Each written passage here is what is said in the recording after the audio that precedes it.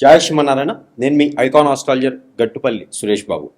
మనకి ఇప్పుడు మనము ఏ విషయం గురించి మాట్లాడడానికి వచ్చాము అంటే కనుక ద్వాదశ రాశుల వారి గురించి మనం ప్రస్తావన చేయడానికి వచ్చాం. దాంట్లో ముఖ్యంగా ఇటీవల మారినటువంటి గ్రహస్థితిని ఒకసారి గమనించినట్లయితే మొదటిగా మనకి జూలై 27వ తారీఖున వక్రగతిలోకి మారినటువంటి శని భగవానుడు ఎక్కడ మీనరాశిలో.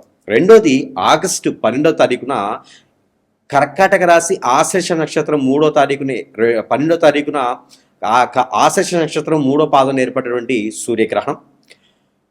అలానే కుంభరాశి శతభిష నక్షత్రం 2వ పాదంలో ఏర్పడేటువంటి ఏదైతే ఆగస్టు 28వ తారీఖు పౌర్ణమి రోజున సంపూర్ణ చంద్రగ్రహణం. ఆ తర్వాత సెప్టెంబర్ మాసం 2వ తారీఖున మనకి మారేటువంటి శుక్రుడు ఇక్కడ స్వస్థానానికి మనకి తులారాశికి వస్తూ ఉన్నారు. దాంతోపాటు సెప్టెంబర్ 7వ తారీఖున మనకి మారేటువంటి బుధ భగవానుడు ఇతను ఎక్కడికి వస్తున్నారు? కన్యారాశికి వస్తున్నారు. ఈ కన్యారాశిలో సెప్టెంబర్ 7వ తారీఖున సంభవిస్తున్నారు. అంటే ఇక్కడ మనకి రవి భగవానుడు 17వ తారీఖు వరకు కూడా ఎక్కడ ఉంటారు? సింహరాశిలో. ఈ సింహరాశిలో సంచరిస్తూ 17వ తారీఖు సెప్టెంబర్ మాసంలో కన్యారాశికి సంచరిస్తూ ఉంటారు. ఇవి గ్రహస్థితి. ఇప్పుడు ఈ గ్రహాల యొక్క స్థితిగతులు అంటే సెప్టెంబర్ 12వ తారీఖు వరకు కూడా 3 గ్రహాలు వారి యొక్క స్వస్థానాల్లో సంచరిస్తూ ఉన్నాయి. ఆ తర్వాత 17వ తారీఖు తర్వాత 2 గ్రహాలు వారికి స్వస్థానంలో సంభవిస్తూ ఉన్నాయి. ఇక ఆగస్టు 28 అలానే ఆగస్టు 12వ తారీఖు సంచరించేటువంటి కర్కాటక రాశిలోనూ అందులో కుంభరాశిలో ఏర్పడినటువంటి గ్రహరిస్తే ఛాయలు ఇవన్నీ కూడా మనము చూసుకున్నట్టయితే అలానే 27వ తారీఖు మారినటువంటి శని భగవానుడు డిసెంబర్ 11వ తారీఖు వరకు కూడా ఒక్కరి దృష్టిలో ఉంటాడు. ఈ యొక్క గ్రహస్థితిని మనం గమనించి ఆలోచించి సంతోషించినట్టయితే కనుక ఈ యొక్క రాశి ఫలితాలు ఈ యొక్క గ్రహస్థితిని మనము చూచుకొని వీటికి సంబంధించినటువంటి రాశి ఫలితాలు ఎలా ఉన్నాయి, ద్వాదశ రాశుల వారికి ఎలా ఉన్నాయి, మంచి శుభదృష్టి ఉంటుందా, అశుభ దృష్టి ఉంటుందా, ఇంకేదైనా బాగుంటుందా ఒకసారి మనం పరిశీలన చేసినట్లయితే కనుక ఖచ్చితంగా మనము తీసుకొని చూసుకోవాలి. అలానే కొన్ని రాశుల వారికి శుభాశుభ ఫలితాలు ఉన్నాయి, కొన్ని రాశుల వారికి అయితే శుభ ఫలితాలు మాత్రమే ఉన్నాయి, కొన్ని రాశుల వారికి అయితే కనుక అశుభ ఫలితాలు కనపడతా ఉన్నాయి. కాబట్టి మరి ఈ సెప్టెంబర్ మాసం నుంచి కూడా డిసెంబర్ మాసం వరకు మనం ఆలోచించినట్టయితే కనుక మరి యొక్క గ్రహస్థితి ఇలా ఉండగా మరి ఈ యొక్క గ్రహాల యొక్క స్థితిగతుల ప్రకారంగా మరి జాతకంలో దశలు, అంతర్దశలు, గోచారం వీటితో పాటు ఇంకేమైనా దోషాలు ఉన్నాయా? కాలసర్పదోషం, నాగదోషం, కుజదోషం ఉందా, లేదా నరదోషం అంటే నరదిష్టి, నరఘోష ఉందా, పితృదోషాలు ఉన్నాయా, ఇంకేమైనా దోషాలు ఉండడం వల్ల మనం ఎదగలేకపోతున్నామా, లేకపోతే అసలు ఏంటి మన జాతకాలు ఎలా ఉంటున్నాయి, మారబోతున్నాయా, మరి ఇంకేదైనా విపత్తులకి లేదా ఇంకొకరి చేతులు బలైపోతున్నాయా, లేదా చాలా జాగ్రత్తగా ఉండాల్సి వస్తుందా, లేదా గండాలు ఏమైనా ఉన్నాయా, లేదంటే జీవితంలో ఏం చేస్తే మనం బాగుపడతాం, ఎలాంటి చేస్తే మనము నేతృత్వంలో బాగుంటాం, ఎలాంటి రంగాల్లో మనం రాణిస్తాం అనేకటిని మనం గమనించినట్టయితే కనుక ఒక్కసారి మనం పరిశీలన చేసుకుందాము.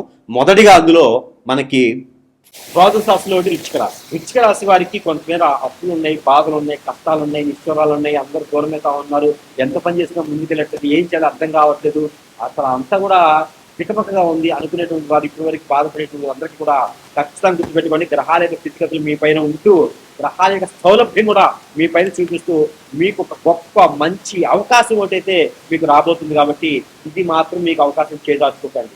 ఈ వచ్చే అవకాశం మీరు అందిపుచ్చుకోండి. ఖచ్చితంగా మీరు పడ్డటువంటి బాధలు, కష్టాలు, కన్నీరు ప్రతి ఒక్కటి ఇలా చిటికలో వెళ్ళిపోతుంది. కాబట్టి ఈ అదృష్టం మీకోసమే. కాబట్టి ప్రతి ఒక్క వృశ్చిక రాశి వారికి గొప్ప అదృష్టం, అవకాశం మాత్రము తలుపు తట్టిదాన్ని మాత్రం తలుపును తీసి ఆహ్వానించండి. అన్ని రకాల రంగాల్లో కూడా ముందుకెళ్ళేదానికి అయితే చాలా అద్భుతంగా బాగుంటుంది. కాబట్టి అలా ముందుకెళ్ళండి. దానితో పాటు మీరు అనుకున్నటువంటి మార్గాల్లో, అనుకున్నటువంటి రంగాల్లో ముందుకు వెళ్ళేదానికి కాకుండా హోటల్స్ రంగం కావచ్చు, రెస్టారెంట్స్ కావచ్చు, పొట్టగుడు పండించే రైతులుగా కావచ్చు, అన్ని రకాల బంధాలు, బాంధవ్యాలు దూరమైనటువంటి వారు అందరికీ కూడా మరలా దగ్గర అవుతున్నాయి. కాబట్టి వృశ్చిక రాశి వారు మహిష్మతి మళ్ళీ మేలుకో అనే విధంగా ఉంటుంది. కాబట్టి ప్రతి ఒక్కరు కూడా మళ్ళీ కూడా మేలుకోండి. సుసంపన్నంగా, బహువిధంగా అన్ని రకాల రంగాల వారికి వృశ్చిక రాశి వారికి అదృష్టం రాబోతుంది. కాబట్టి గ్రహాలు ఇవన్నీ కూడా మిమ్మల్ని ఏమి చేయలేవు. వచ్చేటువంటి అదృష్టం ఖచ్చితంగా వస్తుంది. ఏ రంగంలో ఉన్నటువంటి వృశ్చిక రాశి వారికైనా సరే అదృష్టం మీ సొంతం అవబోతుంది.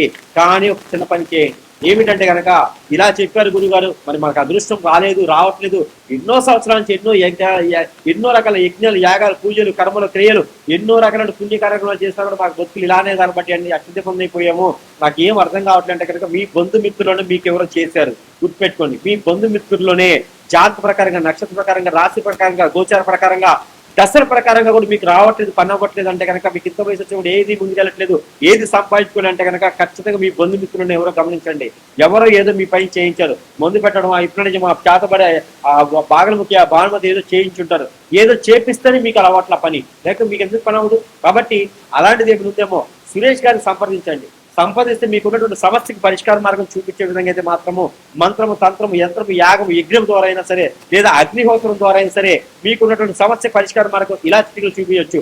అలానే అంతా బాగుందనుకుంటే కనుక, అంతా బాగలేకపోయినా కూడా అప్పటి వరకు నన్ను సంప్రదించే వరకు కూడా మీరు చిన్నపాటి పరిహారాలు కూడా చేసుకొని అదృష్టవంతులైతే అవ్వచ్చు. అలానే హనుమాన్ మందిరం ఎక్కడైనా దగ్గరలో ఉంటే కనుక ఖచ్చితంగా మీరు హనుమాన్ మందిరం కంటే 11 ప్రదక్షిణాలు చేయండి, ఆకుపూజ చేయండి, సింధూరం లాంటిది హనుమాన్ మందిరంలో సమర్పించండి. మీకు అన్ని రకాలుగా సానుకూల పడేటువంటి వాతావరణం లభ్యపడుతుంది. కాబట్టి ఇలాంటి చిన్న చిన్న పరిహారాలు చేసుకుంటూ అదృష్టవంతులైతే అవ్వచ్చు.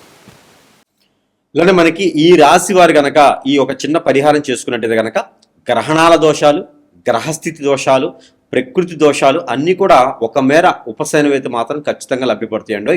అంటే ఏం దానం చేయాలంటే కనుక, ఎలాంటి పరిహారాలు కావాలి అంటే కనుక మనం గ్రహించాలి. ఈ రాశి వారు గోధుమలు, జొన్నలు, రాగులు, కందులు, సజ్జలు, బియ్యము, ఉలవలు, ఇవన్నీ కూడా ఒక్కొక్కటి వస్తువు, దీంతోపాటు నల్ల మినుములు, నల్ల నువ్వులు, పచ్చ పెసలు, బ్రౌన్ శనగలు, ఇవన్నీ కూడా ఒక్కొక్క వస్తువు ఒక్కొక్క పావు కిలో చొప్పును తీసుకొని, ఒక కొబ్బరికాయ తీసుకొని, కర్పూరం బిళ్ళలు ఒక 5 తీసుకొని, ఇవన్నీ కూడా తనకి తాను దిష్టి తీసుకోవాలి. ఏ రోజైనా పర్వాలేదు. ఇవి గ్రహణాలకి గ్రహాలకి రెండింటికి సంబంధించింది. అందరూ చేసుకోవాల్సి ఇది తీసేసుకొని తల చుట్టూ 7 టైమ్స్, తల దగ్గర నుంచి కాలు వరకు 7 టైమ్స్ దిష్టి తీసుకొని ఎక్కడైనా పారిడి నీటిలో కానీ పొదలగొండ చెట్లలో కానీ వేసేసేయాలి. అలానే సేమ్ ఐటమ్స్ మళ్ళీ తీసుకొని తనకి తానే ఒక క్లాత్ పరుచుకొని కూర్చొని ఇంట్లోనే భుజాల మీద అభిషేకం చేసుకోవాలి. ఈ అభిషేకం చేసుకున్నటువంటి ద్రవ్యాలన్నీ కూడా ముడుపు కట్టుకొని ఎక్కడైనా పారెడు వట్ల నీటిలో వేసేసి స్నానం ఆచరించి ఆ వస్త్రాలు కూడా అక్కడ ఒడిచి వేసేసేయాలి. ఎక్కడైనా వచ్చిన తర్వాత అమ్మవారికి స్వామివారికి కానీ మట్టి ప్రమిదలో 2 ఒత్తులేసి దీపారాధన చేసుకోవాలి. అలానే ఆవు పాలు ఒక 1/2 లీటర్ తీసుకొని ఒక మట్టి పిడతలో పోసుకొని, ఇది మంగళ శనివారాలు చేసుకోవాలి, మాసంలో ఒకసారి చేస్తే సరిపోతుంది, అందరూ చేసుకోవచ్చు. అలానే మట్టి పిడతలో పోసుకొని ఒక జాజికాయ, ఒక పసుపుకు ఒక చిటికెడు, జాజికాయ ఒకటి, అలానే నల్ల నువ్వులు ఒక చిటికెడు, ఆ నల్ల నువ్వులు ఒక చిటికెడు, తెల్ల ఆవాలు ఒక చిటికెడు దాంట్లో వేసేసి ఇవన్నీ కూడా తల చుట్టూ దిష్టి తీసేసుకుని ఒక 7 సార్లు, తల దగ్గర నుంచి కాలు వరకు 7 సార్లు దిగదార్చుకొని ఇవన్నీ కూడా తీసుకొని ఇక్కడ పుట్ట దగ్గర కానీ చెట్టు దగ్గర కానీ ఏ చెట్టు అయిన పర్ల రోడ్డుకి ఇరువైపులు కనుక పెట్టినట్టయితే అన్ని రకాల అవరోధాల నుంచి మీరు బయటపడ్డట్టే. అలానే ఎవరికైనా ఒక ముగ్గురికి, పెద్దవాళ్ళకి, పేదవాళ్ళకి, అడుక్కునే వారికి, ఆడవారికి ఒక ముగ్గురికి 3 చీరలు, 3 రకాల బ్లౌజ్ పీసులు, అలానే 3 రకాల ఫ్రూట్స్ తీసుకుపోయి దానం ఇచ్చేస్తే కనుక పెళ్లిళ్ళు కాని వారికి పెళ్లిళ్ళు కూడా అయ్యేటువంటిది కనిపిస్తూ ఉంది. కాబట్టి ఇలాంటి పరిహారం చేసుకోవాలి.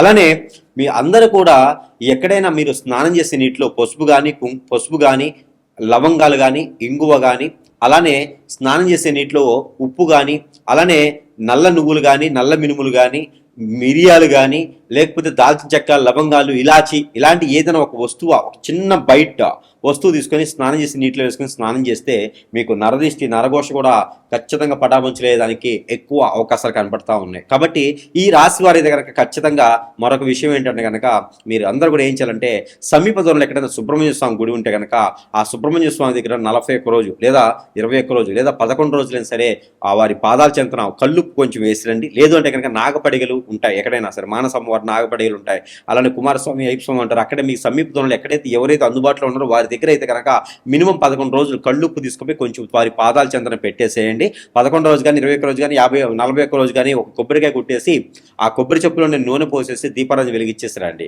ఇలా చేయడం ద్వారా మీకు ఆర్థికమైనటువంటి ఇబ్బందులు, ఆస్తి కావాలి, అంతస్తులు కావాలి కాదు, ఇల్లు కావాలి, వాకిలి కావాలి, సంపాదనను సంపాదించుకోవాలి, నిలకడగా ఉండాలి, నిలదొక్కోవాలి, అందరికీ కూడా మంచి సానుకూలమైనటువంటి పరిహారం అని ఖచ్చితంగా చెప్పవచ్చు. మరొకటి, ఇలాంటి పరిహారాలు చేయడం ద్వారా అందరికీ కూడా మంచి శుభదాయకమైనటువంటి, సానుకూలమైనటువంటి, గ్రహాల యొక్క స్థితిగతులన్నీ కూడా మన వైపు వచ్చేందుకు ఉంటాయి. కాబట్టి ఇలాంటి చిన్న చిన్న పరిహారాలతో మనం ఖచ్చితంగా ఉపశమనం పొందొచ్చు. లేదు కాదు కూడదంటారా, మనకి ఇంకా మించినటువంటి పరిహారాలు, అలానే జాతకరీత్యా కాకుండా గోచారరీత్యా కాకుండా ఏదో మనం ఇబ్బంది పడుతున్నాం అనుకుంటే మాత్రం ఖచ్చితంగా సురేష్ గారిని సంప్రదించండి. సంప్రదిస్తే మీకున్నటువంటి సమస్యకి పరిష్కార మార్గం చూపించే విధంగా మాత్రం ఖచ్చితంగా ఉంటుంది. అది తంత్రమైన, మంత్రమైన, యంత్రమైన, యాగమైన, యజ్ఞమైనా సరే, అగ్నిహోత్రమైనా సరే, మీకున్న సమస్యకి పరిష్కార మార్గం చూపించే విధంగా ఉంటుంది. అలానే మనకి పరిష్కార మార్గం చూపించే విధంగానే కాకుండా మన దగ్గర ఎన్నో రకాల వస్తువులు మంత్రోచ్చారణ చేసి, అగ్నిహోత్రం చేసి, తంత్రం చేసి, యంత్రం చేసి ఉంటాయి. అవన్నీ కూడా మీకు చెంతకి చేర్చేటువంటి సదవకాశం కూడా మన దగ్గర లభ్యపడుతుంది. కాబట్టి ఎవరైనా సంప్రదించలేని వారు కాంటాక్ట్ ద్వారా కూడా ఫోన్ చేయడం, స్క్రీన్ మీద కనిపించే నెంబర్కి కాల్ చేయడం ద్వారా కూడా మీకు వస్తువుని మీ చెంతకే చేరుస్తాం. కాబట్టి సరసమైన ధరల్లో పూజించి చెప్పి పంపిస్తాం. వాటి వల్ల కూడా మీ సమస్య పరిష్కార మార్గం అయితే ఖచ్చితంగా లభ్యపడుతుంది.